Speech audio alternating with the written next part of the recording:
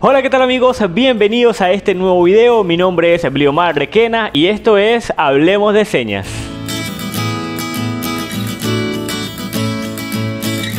Qué gusto tenerlos a todos conectados con nosotros nuevamente. Qué gusto haber subido un nuevo video después de bastante tiempo sin subir videos, por lo menos de este estilo. Habíamos hecho ya varios videos en vivo, varios live acá en Facebook.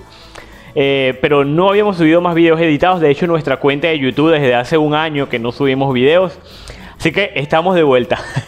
Muchísimas gracias por vernos. Hoy traemos para ustedes una experiencia. Es la experiencia de Dalia. Dalia es la madre de un hijo sordo. Un hijo que hoy tiene 28 años, Isaac. Y pues son venezolanos, pero residen actualmente en Vancouver, Canadá. Hoy pues ella nos va a contar su experiencia de primera mano. Nos ha mandado una serie de 4 videos, 4 videitos, donde en cada uno de ellos aborda un tema del desarrollo de su hijo y de su papel como madre de un hijo sordo. Sí que va a ser una experiencia bien interesante. No la vamos a ver los 4 videos hoy mismo. Vamos a ir compartiendo un video a cada día o a cada semana, y ahí lo vamos a ir compartiendo. Vamos a analizar el primero, y es donde ella nos cuenta cómo fue que se enteró que su hijo era sordo, o cuánto tiempo duró para enterarse que su hijo era sordo, y cómo fue un poco ese proceso de aceptación, ¿no? Sabemos que es normal que una madre o un padre, al enterarse que su hijo tiene alguna discapacidad, no solamente la sordera, sino que cualquier discapacidad, tenga sentimientos de duelo, ¿sí? Eso le pasó a Dalia y le pasa actualmente a muchos padres de niños sordos. Y pues creo que con esta experiencia vamos a poder identificarnos, o van a poder identificarse aquellos padres que hayan pasado por una experiencia o que estén pasando por experiencias similares. Acá pues Dalia nos va a contar cómo fue cómo fue que su hijo nació con sordera, qué hizo, cómo fue ese proceso de tomar la decisión, cómo lo iba a educar, si lo iba a educar en base a la lengua de señas o si lo iba a educar en base a la oralidad. Vamos a ver el video, vamos a ver qué fue lo que hizo Dalia, escuchemos toda la experiencia, prestemos bastante atención, y cuando terminemos regresamos y vamos a sacar algunas lecciones para todos nosotros, ¿sí? Vamos con el video. Hola, mi nombre es Dalia, soy la mamá de un hombre sordo de 28 años, él es mi primer hijo. Entonces quiero hoy contarles un poco cómo pasó. A los 10 meses yo supe que era sordo, porque bueno, teníamos la sospecha y lo llevamos, y sí, sordo. Se le hicieron los exámenes, sordo profundo. Con eso vino la búsqueda de por qué era sordo, porque en la familia que supiéramos no había ningún sordo. Se hizo el árbol genealógico, nada. Hasta que se hicieron los exámenes serológicos y nos dimos cuenta que era sordo, porque a los 2 nos dio la rubiola y pasó sin síntomas durante el embarazo. Después de eso, por supuesto, empecé a pensar, wow, ¿qué voy a hacer? Había una guardería para sordos en señas, a manos de sordos. Y había ahí el servicio de psicólogo, educador especial, en fin, todo. Y empezamos yo empecé a preguntar qué iba a ser de él, porque mi angustia era que si lográbamos que hablara, es que iba a ser claro, cómo se iba a sentir. Y si era en lengua de señas, yo sentía que no iba a hablar lo mismo que yo, que íbamos a estar separados por la lengua y todo eso. Hice el duelo de mi hijo oyente, que era lo que esperábamos, que no iba a tener ese hijo y que yo me sentía entonces como una mamá normal. Pero bueno, en la guardería pude ver que yo no era la única, por un lado. Por otro, rápidamente empezó Isaac a señalar. Un mes después ya decía las primeras señas. Una de las primeras que dijo fue mamá, y la pronunciaba mal. Entonces siempre hacía como la comparación, como los nenes que hablan, que pronuncian mal. Isaac decía, en vez de decir mamá, hacía así, porque apenas tenía 11 meses, además tenía que sentar para poder señalar, porque todavía no caminaba y era súper tierno.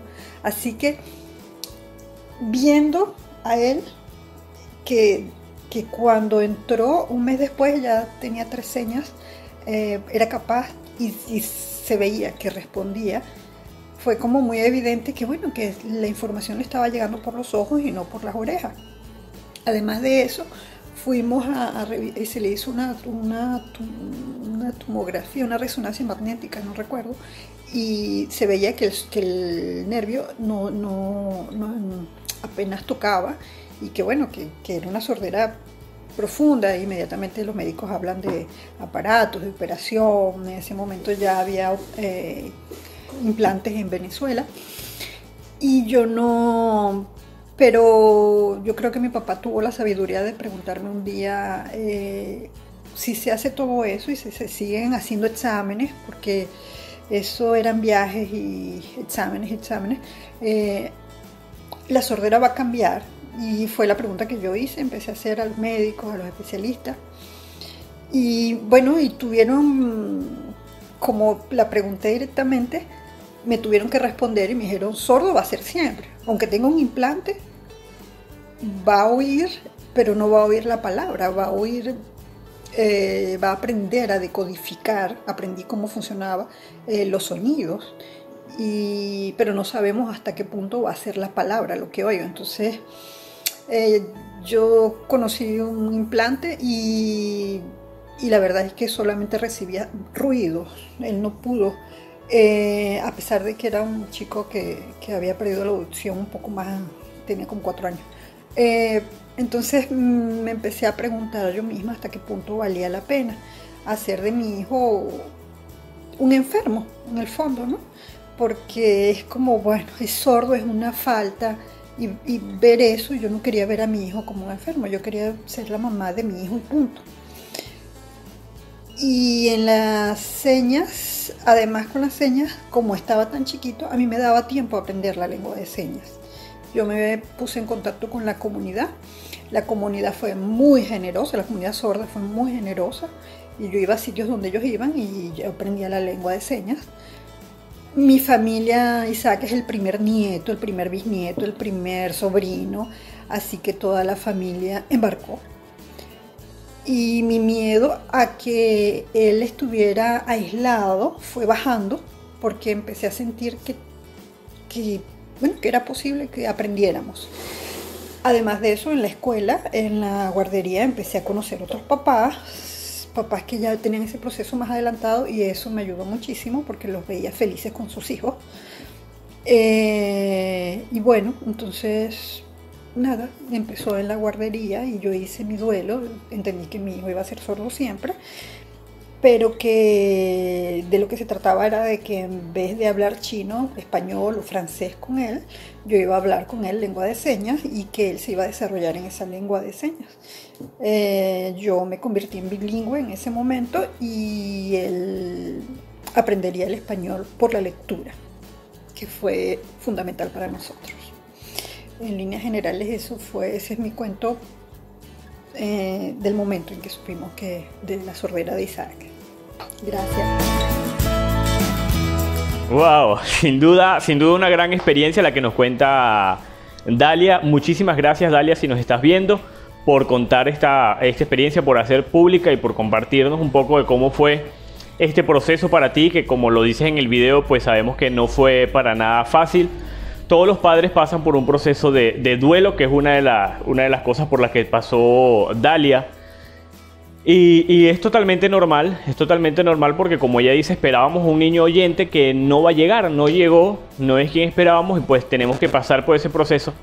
Pero también es importante aceptar lo que el niño que ha llegado, que es un niño sordo, y que pues debemos esforzarnos ahora por darle todas las cosas que este niño sordo necesita. Yo tomé por acá algunos apuntes, así que voy a estar viendo para acá, porque quiero resaltar algunos puntos claves que tomé en cuenta y que quiero destacar, ¿no?